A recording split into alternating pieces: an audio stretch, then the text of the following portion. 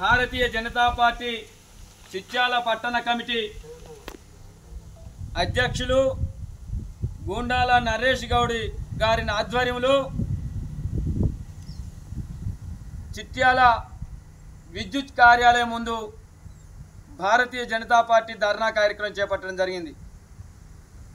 గత కొద్ది సంవత్సరాల నుండి చిట్యాల పురపాలిక పరిధిలోని 10వ వార్డులో లో వోల్టేజ్ సమస్య తీవ్రతరమై ఉన్న ట్రాన్స్ఫార్మర్ మీద అధిక లోడు పడి ఎలక్ట్రానిక్ పరికరాలు, ఫ్రిడ్జీలు, కూలర్లు, టీవీలు, ఫ్యాన్లు, ఏసీలు, మోటార్లు తిరగక కాలిపోతూ తీవ్ర ఇబ్బందులకు గురవుతున్నటువంటి సందర్భంలో అనేక మార్లు భారతీయ జనతా పార్టీ అధికారుల దృష్టికి, ప్రభుత్వం దృష్టికి తీసుకెళ్లి 100 kV ట్రాన్స్ఫార్మర్ ఏర్పాటు చేయాలని చెప్పి గతంలో సంతకాల సేకరణ చేపట్టి ధర్నా కార్యక్రమం చేపట్టి అధికారుల దృష్టికి, ప్రభుత్వం దృష్టికి తీసుకుపోవడం జరిగింది. అయినా సంవత్సరాలు గడుస్తున్నాయి, సమస్యలు ఆ రకంగానే ఉంటున్నాయి.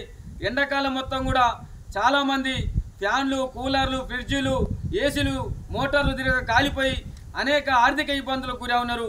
వెంటనే ఈ రాష్ట్ర ప్రభుత్వం సంబంధిత అధికారులు 100 kV ట్రాన్స్ఫార్మర్ మంజూరైంది.